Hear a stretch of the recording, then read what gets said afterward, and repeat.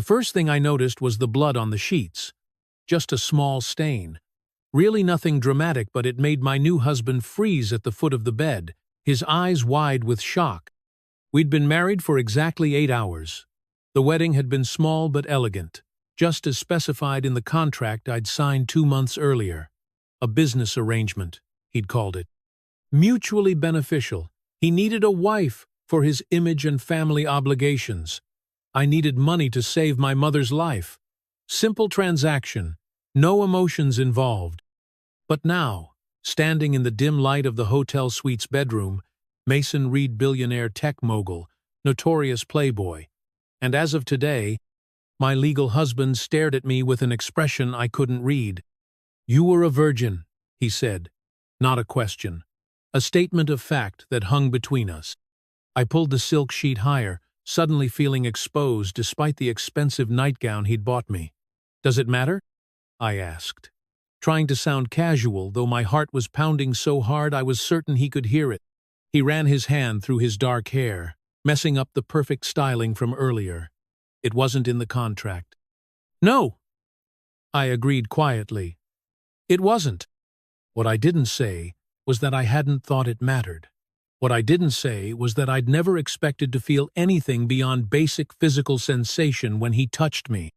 What I didn't say was that I was terrified by the look in his eyes, not because it was angry or cold, but because for the first time since I'd met Mason Reed, he was looking at me like I was a puzzle he desperately wanted to solve.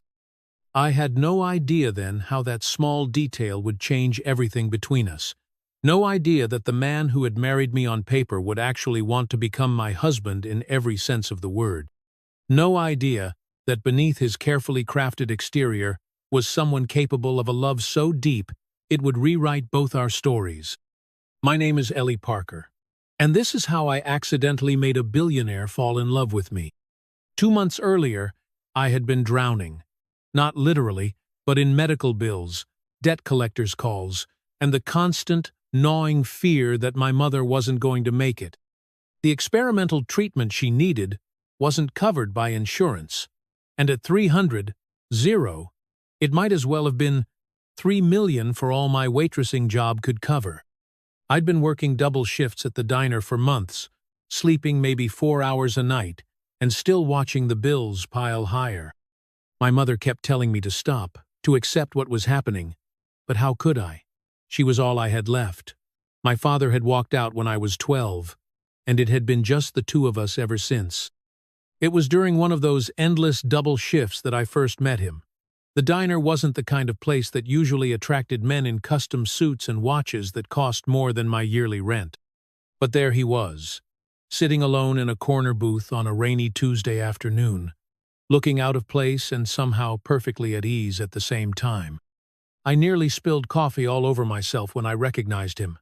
Everyone in the city knew who Mason Reed was. His face regularly appeared on business magazines and local news. At 34, he'd built Reed Technologies from a startup in his garage to a multi-billion-dollar company. He was also infamous for his rotating door of model girlfriends and refusal to settle down despite pressure from his traditional family. "Can I help you?" I asked, pad in hand, trying to sound normal. He looked up from his phone, and I was struck by how tired his eyes looked. Not what you'd expect from someone who supposedly had everything. Just coffee. Black. His voice was deeper than I'd expected. I nodded and turned to go, but he spoke again. "Actually," he paused, glancing at my name tag. "Ellie, I'll take the special too, whatever it is." "Meatloaf," I told him, and to my surprise, he smiled. It transformed his face completely. "Perfect." When I brought his food, he thanked me but didn't really eat, just pushed it around his plate and stared out the window at the rain. I figured he must have had a bad day. Even billionaires had those. I guessed and didn't bother him except to refill his coffee. I was surprised when, as my shift ended and I was preparing to start my second one, he was still there. Hours had passed. The rain had stopped.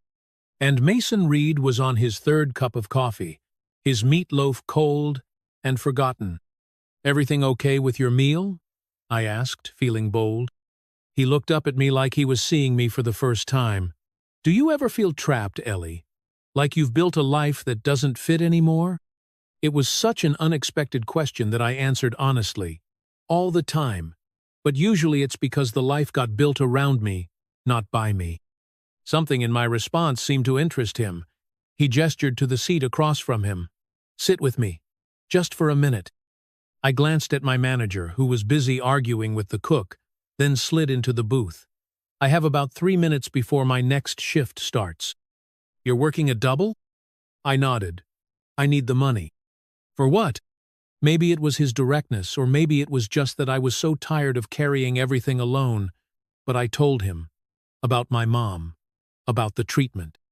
About how I was still 278, 0 short with time running out. He listened without interrupting, his face expressionless. When I finished, he took out a business card and wrote something on the back. Come to this address tomorrow at 10 a.m., he said, sliding it across the table. I have a proposition for you. I stared at the card. What kind of proposition? One that could solve both our problems. He stood up, leaving a $100 bill on the table. Don't be late. I should have thrown the card away. Should have recognized how crazy it was to meet a strange Revan, a famous one based on a mysterious proposition. But desperation makes people do things they never thought they would. And I was definitely desperate. That's how I found myself in the lobby of the Reed Technologies building the next morning, being escorted to the top floor by a security guard who looked at my worn jeans and second-hand jacket with barely concealed disdain. Mason's office was exactly what you'd expect from a tech billionaire minimalist, all glass and steel, with a view of the city that made it look like a perfect miniature version of itself.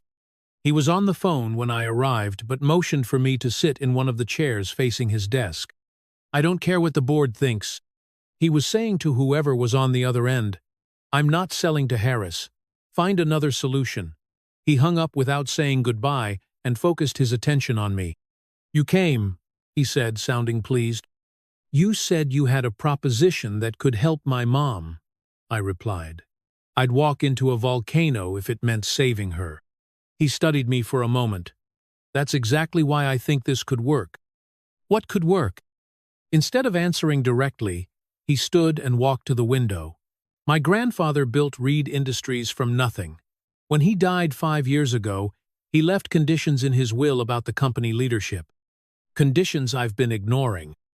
I waited, not understanding what this had to do with me. The company bylaws state that the CEO must be married by the age of 35 to maintain controlling interest. My birthday is in 3 months. He turned to face me. My grandfather believed family men make better leaders, more stable, more trustworthy. And you're not planning to get married, I guessed. Not in the traditional sense, no. He returned to his desk and sat down. Marriage complicates things, emotions complicate things, but losing control of my company to my cousin Richard would be even more complicated. I was starting to understand where this was going, but it seemed too ridiculous to be real. I need a wife, Ellie. On paper. Someone who can attend functions, be photographed at charity events, and give the appearance of a stable home life. In return, I'll provide financial compensation that would more than cover your mother's treatment and ongoing care. My mouth went dry. You're offering to pay me to marry you? I'm offering a business arrangement, a contract marriage. 1 year minimum, with the option to extend if the arrangement works for both parties. At the end, we divorce amicably, and you receive an additional settlement. He slid a folder across the desk.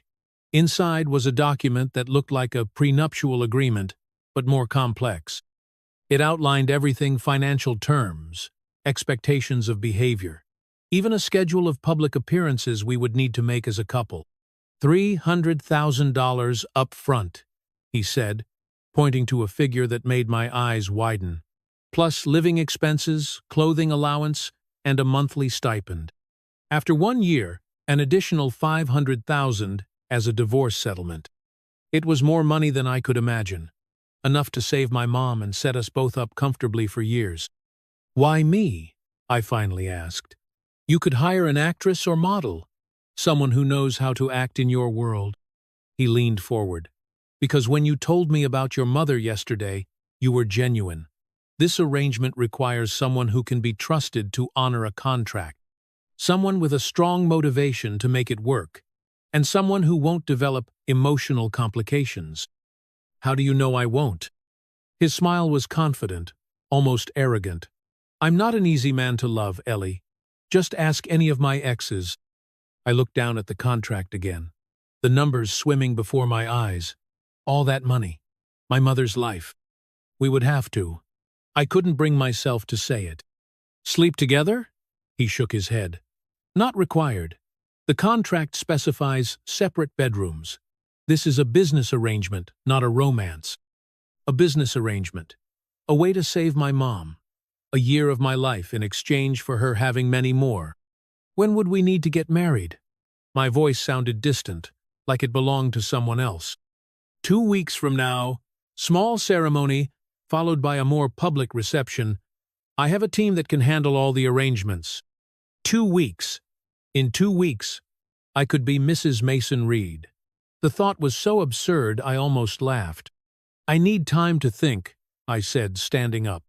He nodded, unsurprised. You have until tomorrow. After that, I'll need to pursue other options. I left with the contract tucked into my bag, feeling like I'd stepped into someone else's life. By the time I reached the hospital for my daily visit with Mom, I'd convinced myself I was going to say no. It was crazy. Insane. But then I sat beside her bed, watching her sleep, looking so small against the white sheets. The doctor had pulled me aside earlier that week, his expression grave as he explained that without the treatment, she had 6 months at most. I took out the contract and read it again, line by line. It was surprisingly straightforward. Marriage in name only. Public appearances together. Support of each other's goals and interests in public settings. Separate bedrooms.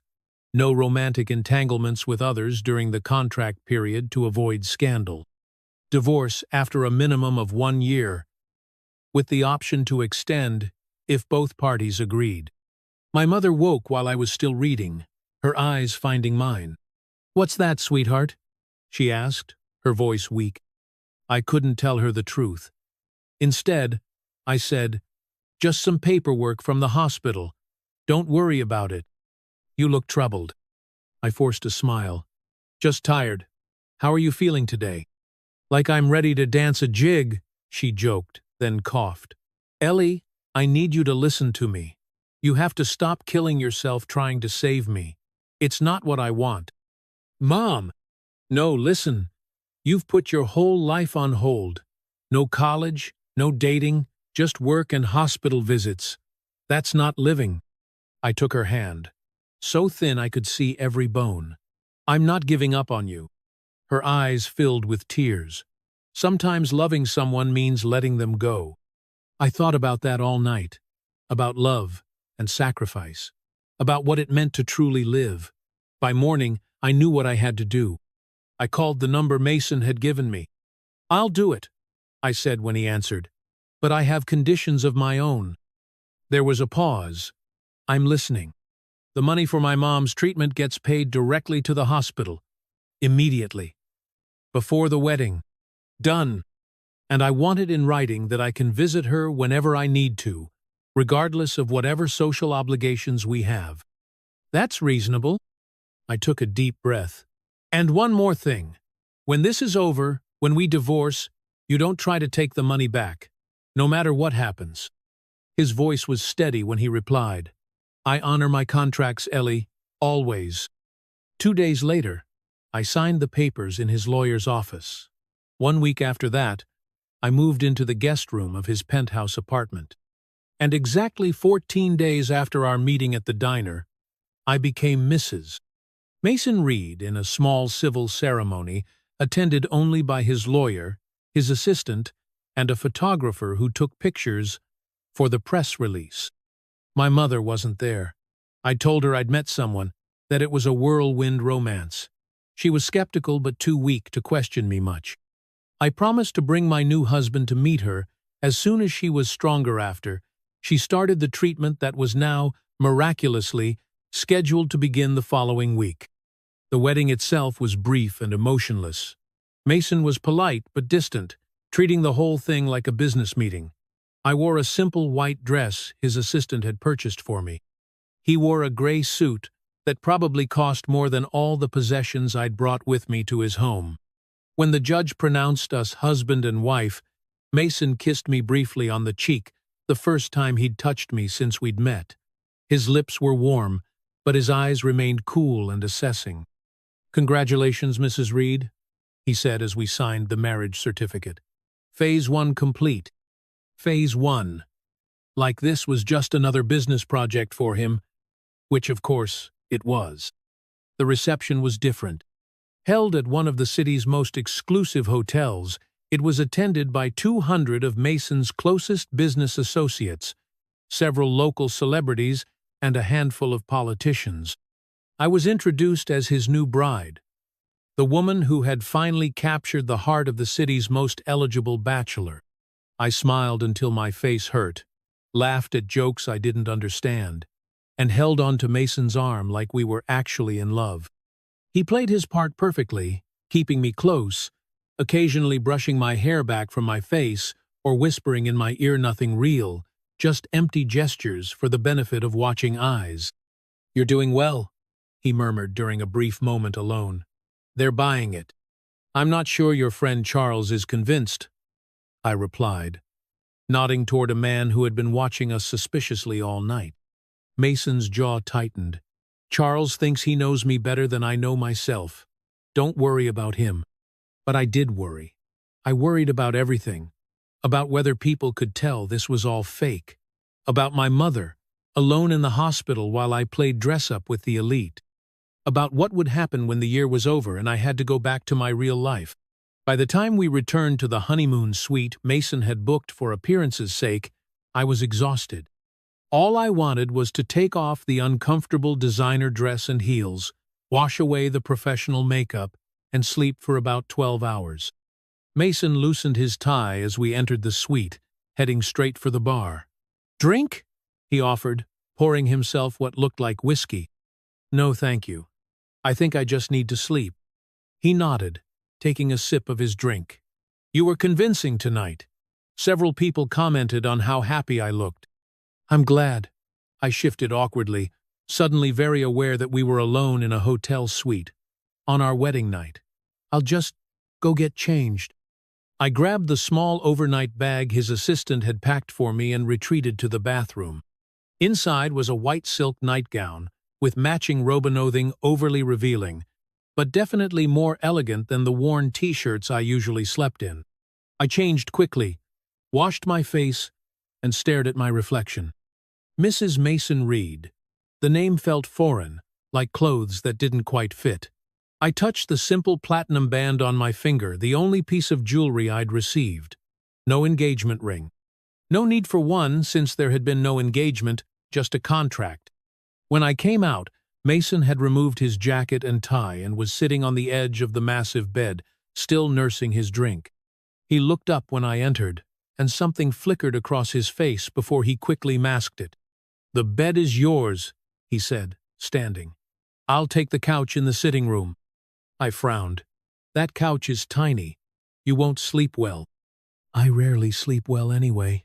He finished his drink and set the glass down. Part of being responsible for thousands of employees and shareholders. It was the first personal detail he'd shared since our arrangement began. "That sounds lonely," I said without thinking. His expression hardened slightly. "It's the price of success." An awkward silence fell between us. I was acutely aware that most newly married couples would be celebrating their union right now, not standing on opposite sides of a room avoiding eye contact. "We should discuss tomorrow," Mason finally said. "There's a brunch with my executive team and their spouses. Then we fly to Aspen for a short honeymoon. 3 days, mostly for photos, and to establish the narrative." "Aspen," I repeated. "I've never been." "It's nothing special. Just trees and rich people pretending to be outdoorsy." His tone was dismissive, but there was something almost defensive in it, too. I sat on the edge of the bed, suddenly feeling the weight of what I'd agreed to. A year of pretending, a year of photo ops and public performances, a year of living with a stranger who saw me as nothing more than a box to check for his grandfather's requirements. But then I thought of my mother, and the treatment that was now possible because of this arrangement, and I straightened my shoulders. "I'll be ready," I promised. Mason nodded, hesitated like he might say something else, then simply said, "Good night, Ellie," before disappearing into the suite's sitting room. I climbed into the enormous bed, sinking into sheets that probably cost more than a month's rent at my old apartment. Despite my exhaustion, sleep eluded me. I kept thinking about Mason, about the loneliness I'd glimpsed beneath his controlled exterior, about the year ahead and the strange limbo I now existed in, either truly his wife nor completely separate from him. Eventually, I drifted off, only to wake several hours later to the sound of the shower running. Morning light filtered through the curtains. I checked my phone and saw it was just after 7. Too early after such a late night, but Mason was clearly already up and preparing for the day. I stretched and was about to get up when I noticed the stain on the sheets. Small, reddish-brown, unmistakable. My period. 4 days early, probably from all the stress. I felt my face flush with embarrassment. Nothing like starting your fake marriage by bleeding on the expensive hotel sheets. I quickly gathered my things to change in the bathroom as soon as Mason was done, hoping to strip the bed before housekeeping arrived. The water shut off, and a few minutes later, Mason emerged from the bathroom with a towel wrapped around his waist. He stopped short when he saw I was awake. "Sorry," he said. "I thought you'd sleep longer." I clutched the sheet higher, suddenly very conscious of the thin silk nightgown and the fact that my new husband was half naked and surprisingly muscular for a tech CEO. "It's fine," I managed. "It's your room, too." He grabbed some clothes from his suitcase and retreated back to the bathroom to dress. When he came out again, fully clothed in casual but expensive-looking weekend wear, I was still sitting in the same spot, unsure how to handle the situation. Mason approached the bed, phone in hand. "The brunch is at 11. Car will be here at—" He stopped, his eyes catching on the small stain I hadn't managed to conceal. There was a moment of complete silence. I watched as he processed what he was seeing, his expression changing from confusion to understanding. "You were a virgin," he said. Those 4 words that would change everything between us. And that's where our story really began. After that awkward morning revelation, everything shifted subtly between us. Mason didn't mention it directly again, but I caught him watching me with a puzzled expression when he thought I wasn't looking. The brunch with his executive team was uncomfortable. I felt like an imposter, as the other spouses discussed vacations in places I'd never heard of and referred to designers whose names I could barely pronounce. Mason stayed close, his hand occasionally resting on the small of my back, guiding me through conversations with a surprising attentiveness. It was all for show, I reminded myself, just part of the contract. On the private plane to Aspen, I finally addressed the elephant in the room. "About this morning," I began. "We don't need to discuss it," Mason cut in, not looking up from his laptop. "I think we do. It clearly surprised you." He closed his laptop with a sigh. It was unexpected. Most women in their mid-20s. "Have more experience?" I finished for him. "I know. Why didn't you tell me?" I shrugged, looking out the window at the clouds below us. "It wasn't relevant to our arrangement. You said we'd have separate bedrooms. It didn't seem important." "It's not," he agreed quickly. I was just surprised. But something had changed. At the luxury cabin in Aspina, cabin with 7 bedrooms and a hot tub overlooking the mountains, Mason was different. Less businessman, more human. He asked me questions about my life, my interests, things that weren't covered in the contract. "Why no relationships?" he asked on our second night, as we sat by the fireplace after a photographer had spent the day capturing our romantic honeymoon for carefully selected social media posts. I sipped the hot chocolate he'd made surprisingly good for a man who probably had personal chefs at his disposal. No time, mostly. After my dad left, Mom had to work 2 jobs. When I was old enough, I started working too. Then she got sick, and everything else just fell away. But surely there were opportunities. He stopped himself. I'm what? His eyes met mine. Attractive, smart. You must have had options. The compliment caught me off guard. There were a few guys in high school, nothing serious.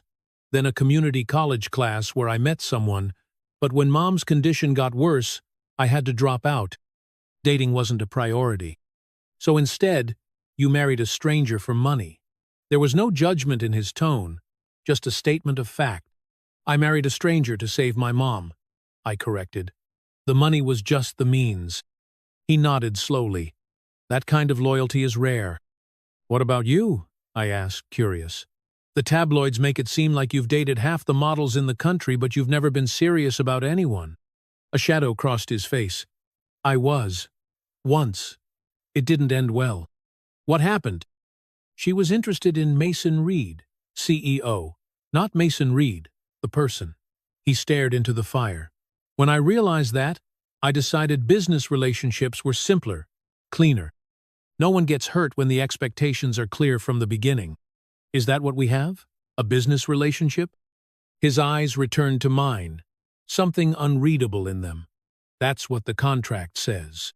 But that night, when we both retreated to our separate bedrooms in the massive cabin, I found myself thinking about the man behind the businessman facade, about the way his eyes had softened when he talked about loyalty, about the hurt I'd glimpsed when he mentioned his past relationship.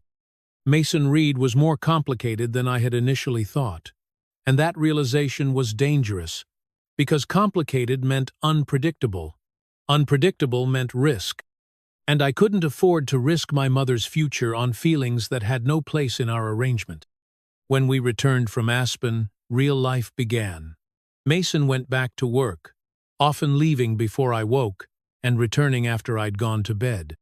I spent my days visiting my mother at the hospital, watching with cautious hope as the new treatment began to show small signs of progress. I also had to adjust to my new role as Mrs. Reed.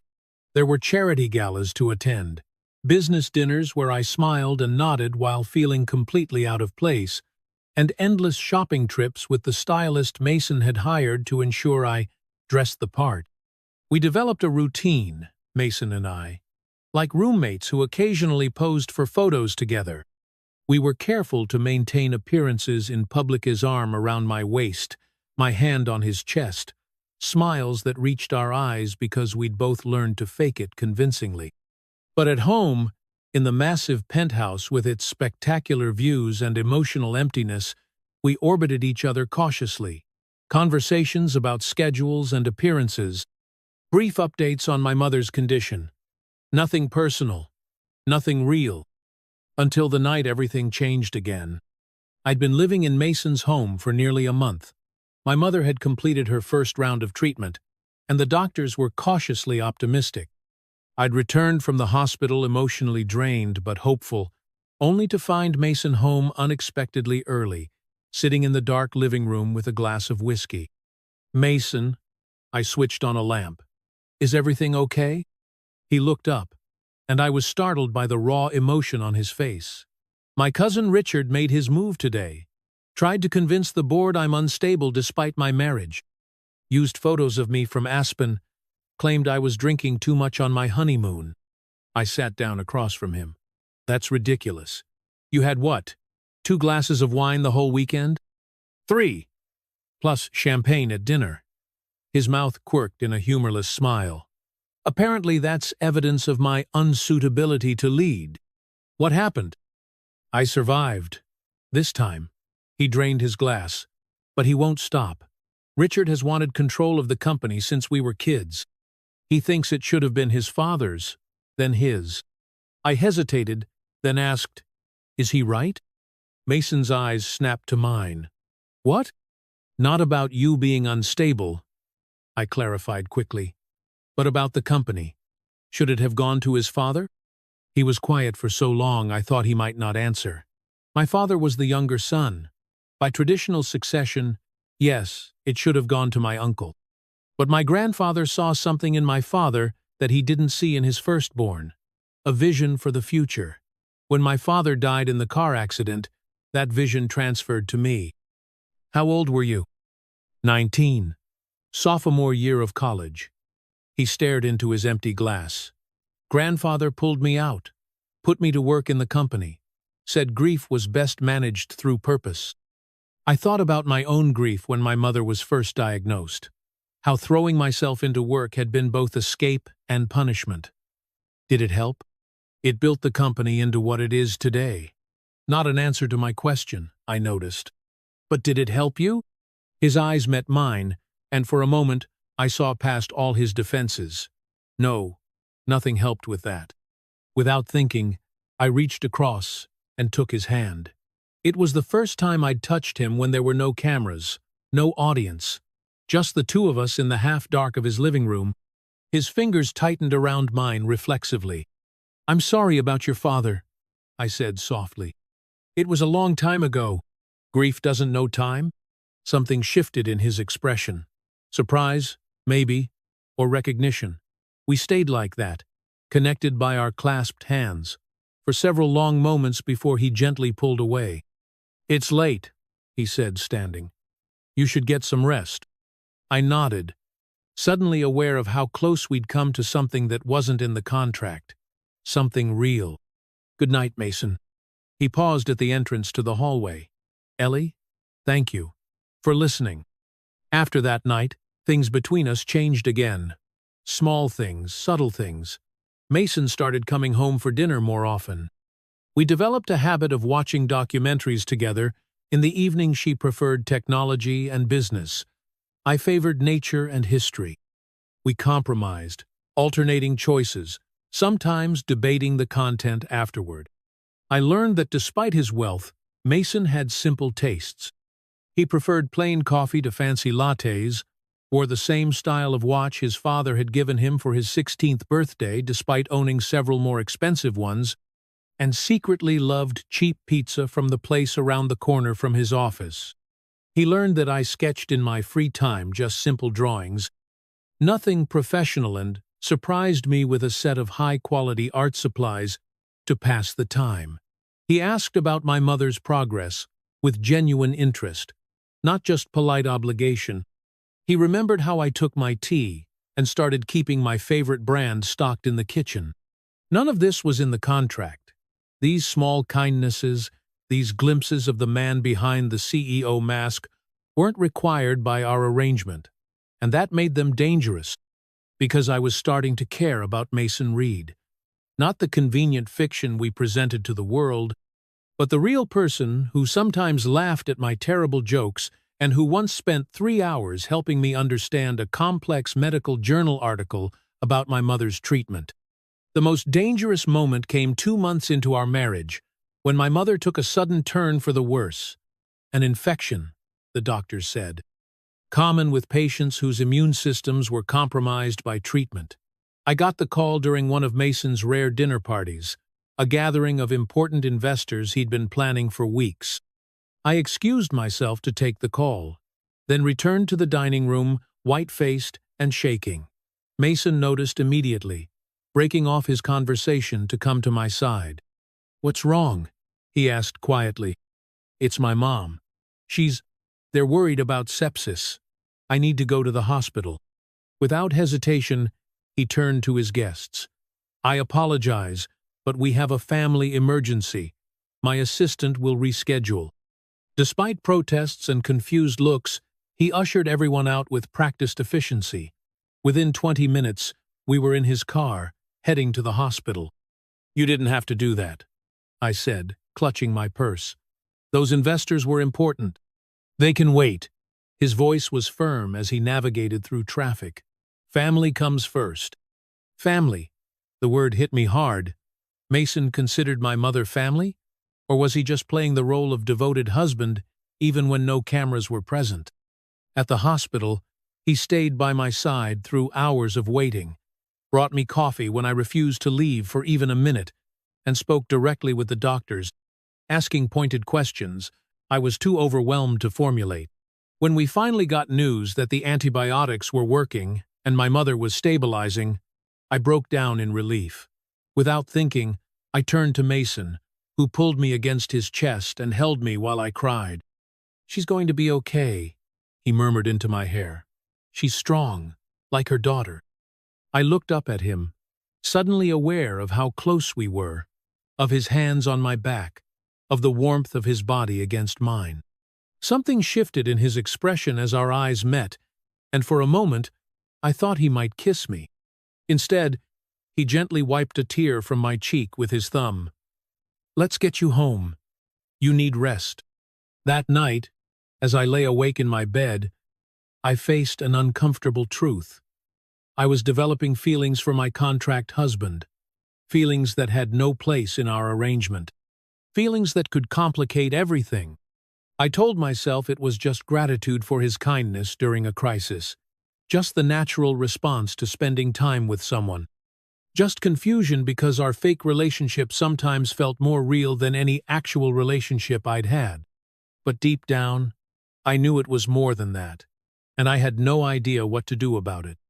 The next morning, Mason was unusually distant. Back to the businessman I'd first met, all polite efficiency and careful boundaries. It was like the night before his comfort, his concern. The moment of connection we'd shared had never happened. "I have meetings all day," he said over breakfast, not meeting my eyes. "Don't wait up." And just like that, we were back to our routine. Mason working late, me spending days at the hospital with my recovering mother, occasional public appearances together where we played the happy couple for the cameras before returning to our separate lives at home. But something had shifted. I felt it, even if Mason was pretending otherwise. Sometimes I caught him watching me when he thought I wasn't looking, his expression thoughtful and conflicted. Sometimes our hands would brush as we passed each other in the kitchen, and he would pull away like the contact burned. He was fighting something, and so was I. Things came to a head 3 months into our marriage, at a gala celebrating Reed Technologies' latest product launch. I'd grown somewhat accustomed to these events, knew how to smile at the right times, how to deflect personal questions, how to be the supportive wife Mason needed for his public image. That night, I wore a dress his stylist had selected midnight blue, elegant but more daring than my usual choices, with a low back that made me feel both sophisticated and slightly vulnerable. Mason's eyes had widened briefly when I emerged from my room, but he'd quickly masked his reaction with a polite, "You look nice." The gala itself was like dozens of others we'd attended: champagne, networking, Mason charming potential investors while I chatted with their spouses about safe topics like travel and charity work. I'd gotten better at it. This performance of belonging in a world so different from the one I'd grown up in. I was speaking with the wife of one of Mason's board members when I noticed a woman approaching us tall, model-esque, with the kind of confidence that comes from knowing you're the most beautiful person in any room. "Ellie, isn't it?" she said, her smile not reaching her eyes. "I don't think we've been introduced. I'm Veronica Chambers." I recognized the name immediately. Veronica had been Mason's most serious girlfriend before our arrangement, a relationship that had lasted nearly a year and had featured prominently in tabloids. The one he'd possibly been referring to when he'd mentioned being hurt. "Nice to meet you," I said, extending my hand, which she shook with perfectly manicured fingers. "I have to say, you're not what I expected for Mason's wife." Her tone made it clear this wasn't a compliment. "He usually prefers, well, women with more experience in certain social circles." The board member's wife excused herself, clearly sensing the tension. "I suppose tastes change," I replied, keeping my smile in place. Veronica laughed lightly. "Oh, honey, Mason's tastes haven't changed in the 15 years I've known him, which is why this rushed marriage is so interesting." Before I could respond, I felt an arm slide around my waist. Mason had appeared beside me, his expression pleasant but his eyes cold as he looked at Veronica. "Veronica," I didn't know you were on the guest list. She leaned in to kiss his cheek. Charles invited me. You know how close we've always been. I remembered Charles, the friend from our wedding reception, who hadn't seemed convinced by our relationship. How thoughtful of him, Mason said, his voice carrying an edge I rarely heard. If you'll excuse us, I need to borrow my wife. He guided me away, his hand firm against my back. Once we were out of earshot, I asked, Who is she to you, really? Mason's jaw tightened. Ancient history. Didn't seem that ancient from where I was standing. He sighed, leading me toward a quieter corner of the ballroom. Veronica and I dated briefly about 2 years ago. It didn't work out.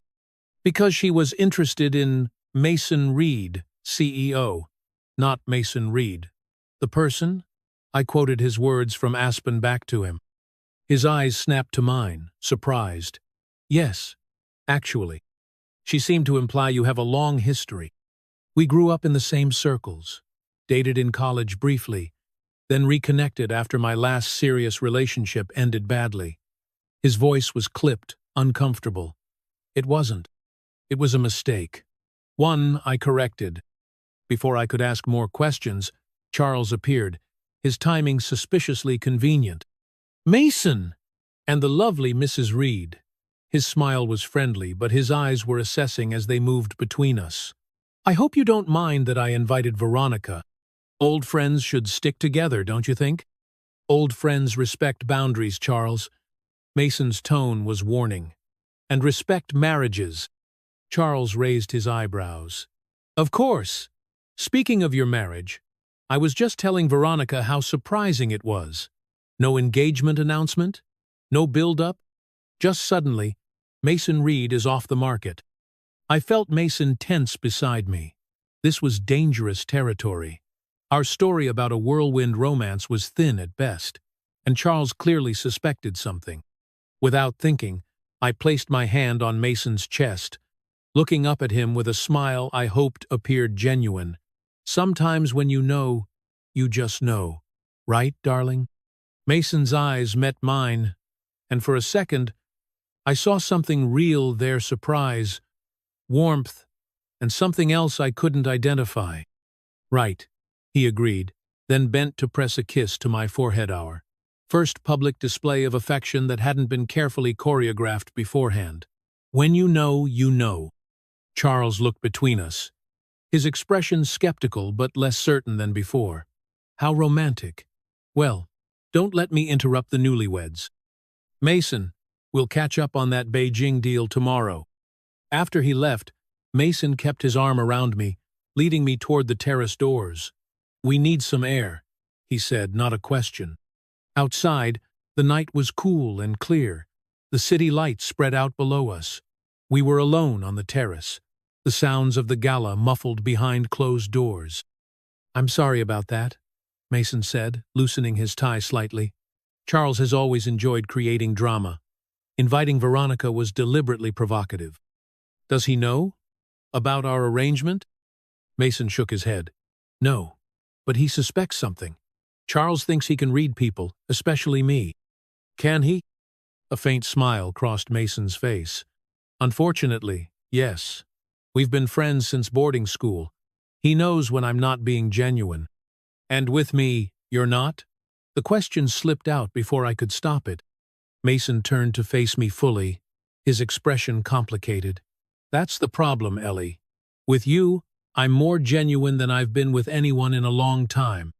My heart beat faster at his words, at the intensity in his eyes. I don't understand what that means. He ran a hand through his hair, messing up its perfect styling. It means this arrangement is becoming complicated. Because of Veronica? Because she might expose us?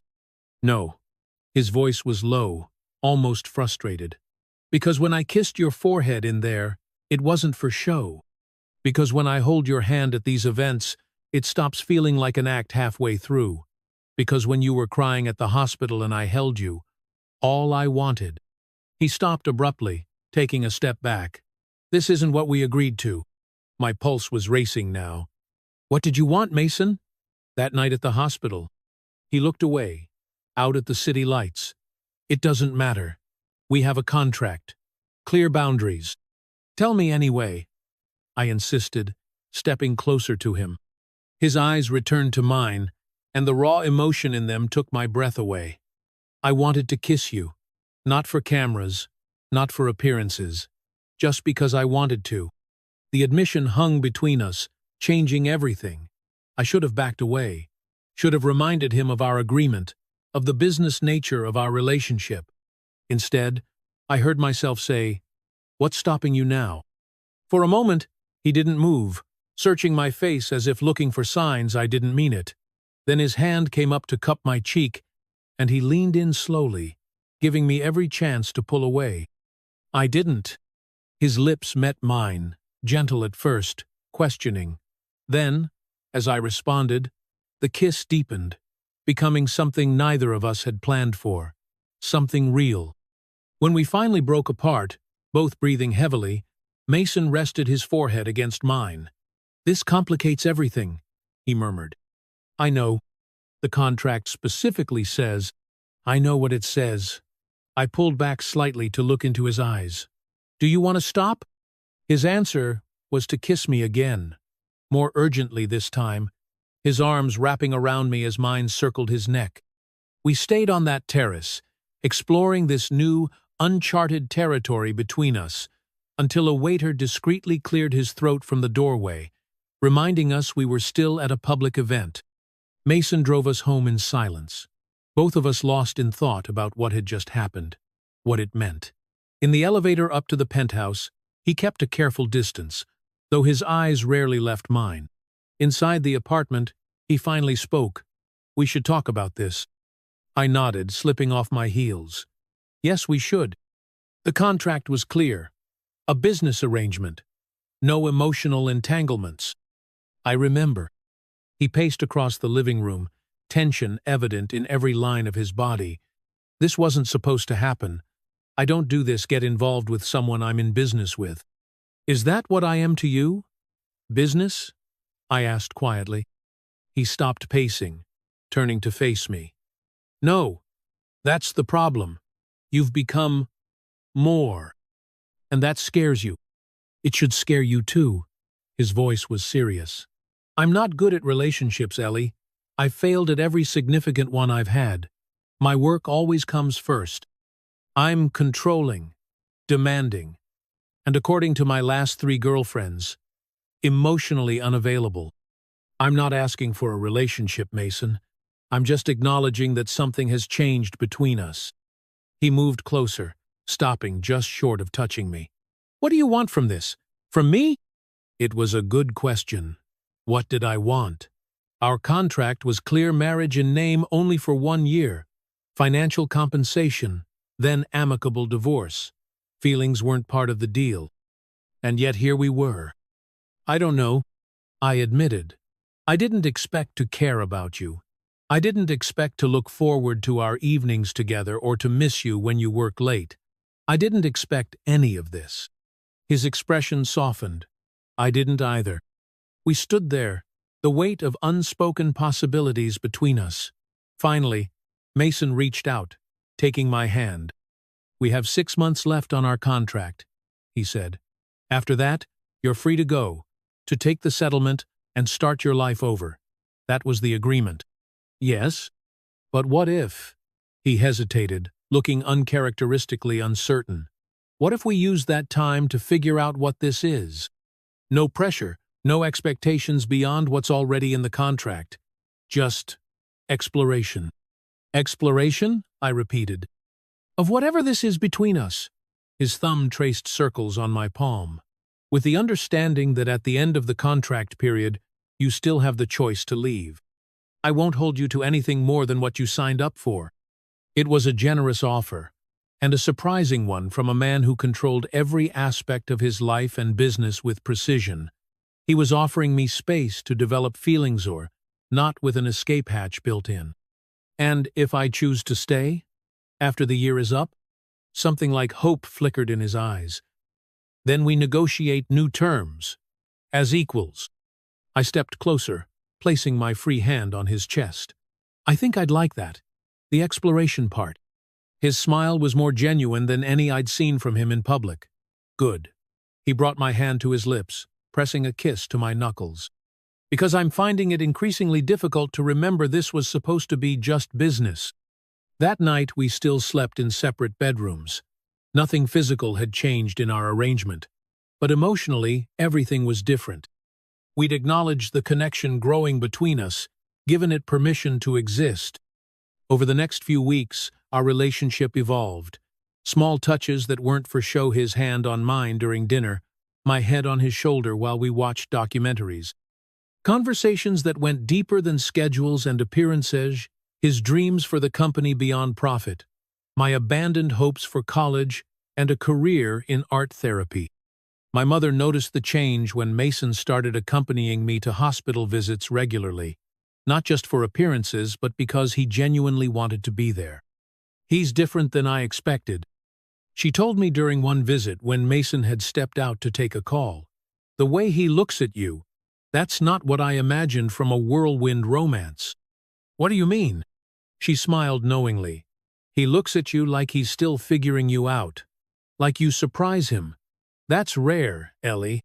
Most people stop looking at their partners that way after the initial excitement wears off.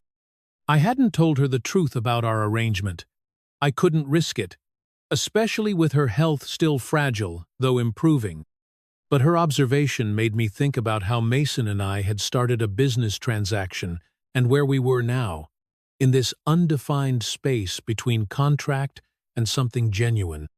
The real shift came 4 months into our marriage, 6 months before the contract was set to end. Mason had been working late for days, dealing with a crisis at one of his overseas manufacturing plants.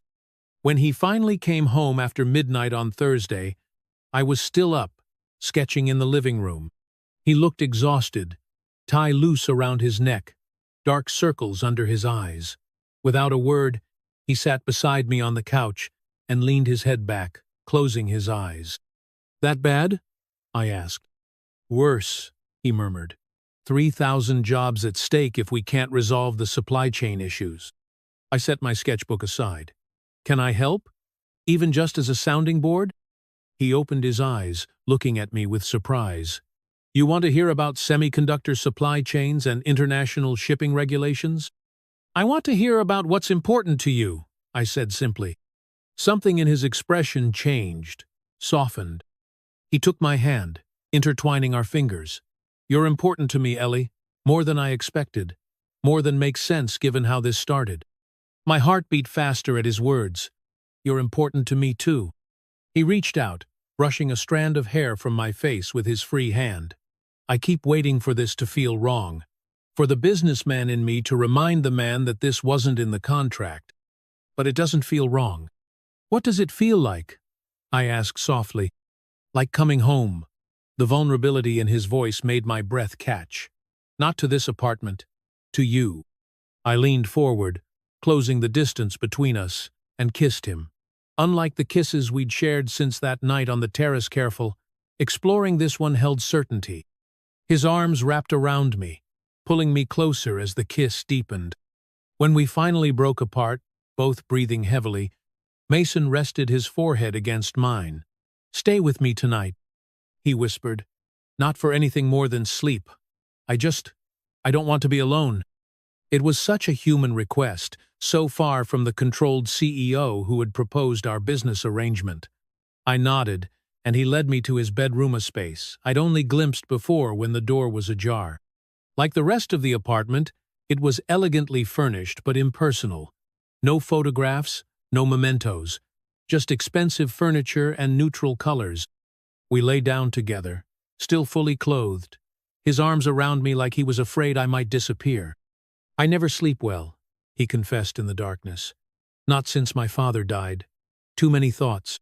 I placed my hand over his heart, feeling its steady beat. "What thoughts?"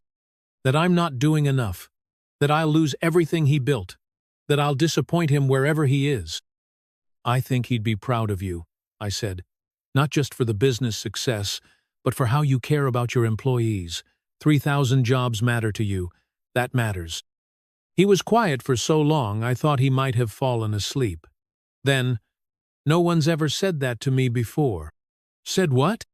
That my father would be proud of the man, not just the CEO. I looked up at him in the dim light. The man is pretty remarkable too, you know. He kissed me then, gentle and sweet, before pulling me closer. We fell asleep like that, tangled together, breaking yet another boundary in our carefully structured arrangement. The next morning, I woke to find Mason watching me, his expression unguarded in a way I'd never seen before. "Morning," I said, suddenly self-conscious.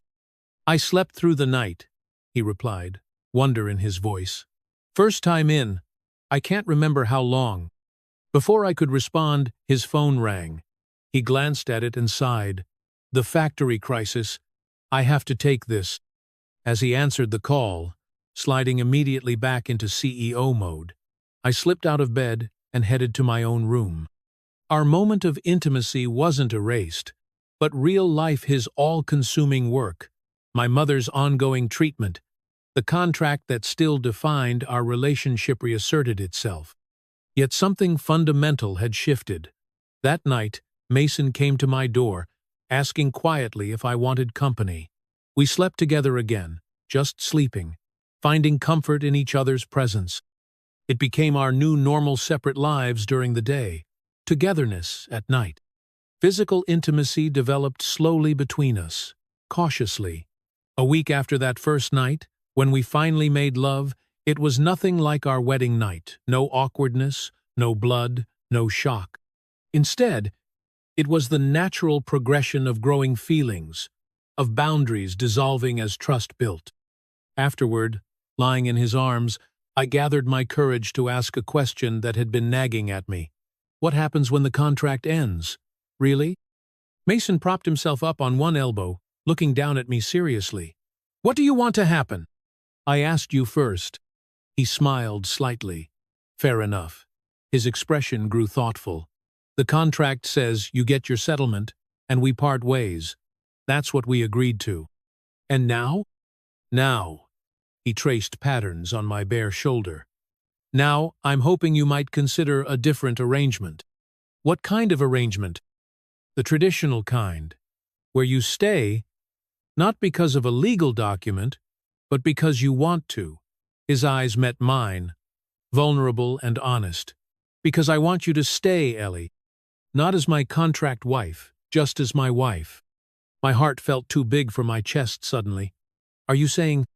I'm saying I'm falling in love with you. He interrupted, the words tumbling out like he couldn't hold them back any longer. I know it wasn't supposed to happen. I know it complicates everything, but it's the truth. Tears pricked my eyes. I'm falling in love with you too. His smile was brilliant, transforming his face completely. He kissed me deeply, pulling me close like he never wanted to let go. We still have 4 months on the contract, I reminded him when we finally broke apart. A lot could change. Or we could get stronger, he countered. Either way, when the time comes, it will be your choice. No pressure, no obligations, just what you want. What if what I want is you? I asked softly. His eyes darkened with emotion. Then you'll have me. All of me. Not just the parts I put in a contract. We sealed that promise with another kiss, another joining of bodies that was becoming as natural as breathing. Whatever had started as a business arrangement had transformed into something neither of us had expected, a chance at real love. The next 4 months passed in a blend of public appearances and private moments.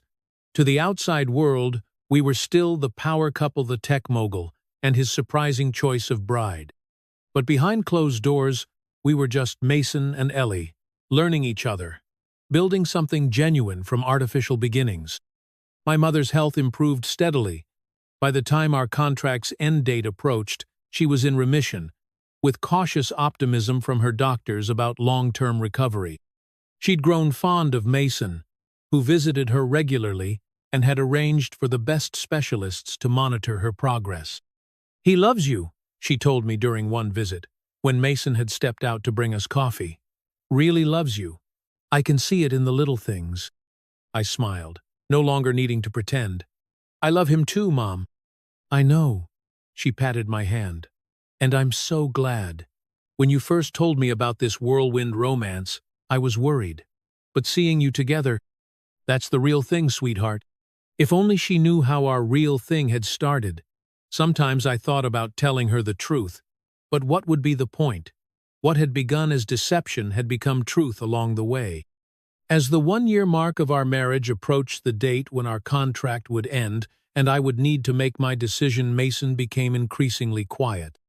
He didn't pressure me, didn't ask what I was thinking, but I could sense his anxiety in the way he held me a little tighter each night, the way his eyes followed me when he thought I wasn't looking.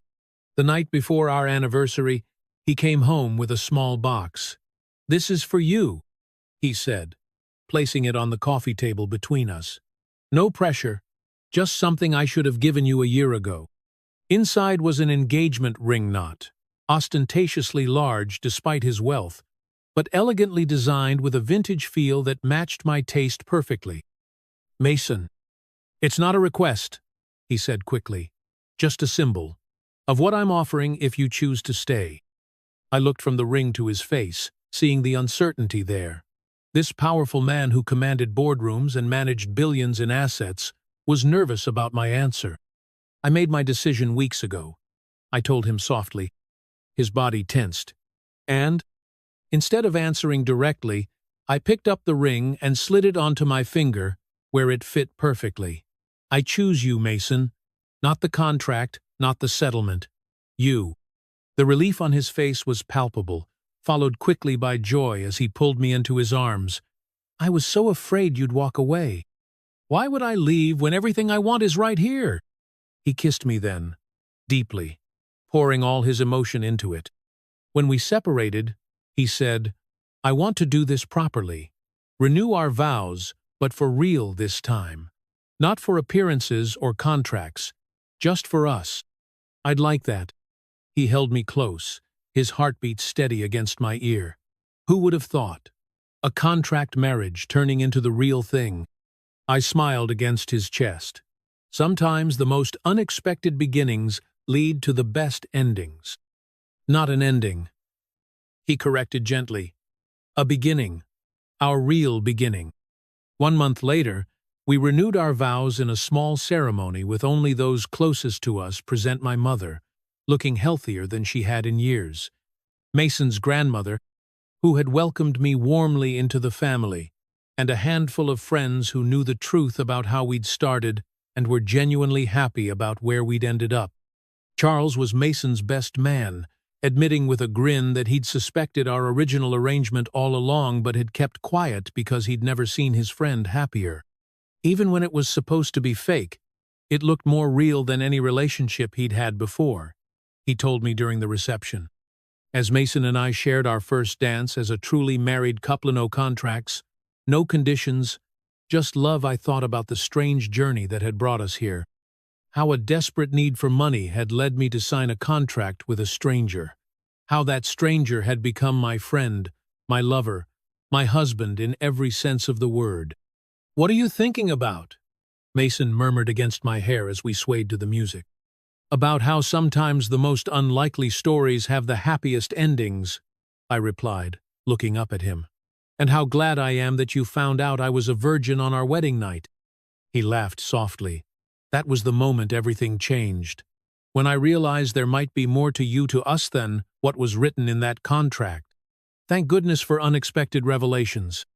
He pulled me closer, his lips brushing my ear. "And thank goodness for contract marriages that turn into real ones." As we danced under the stars, surrounded by people who genuinely cared about us, I knew that what had started as the most businesslike of arrangements had transformed into the most authentic love either of us had ever known. Sometimes the most unexpected beginnings led to the most beautiful journeys, and ours was just getting started.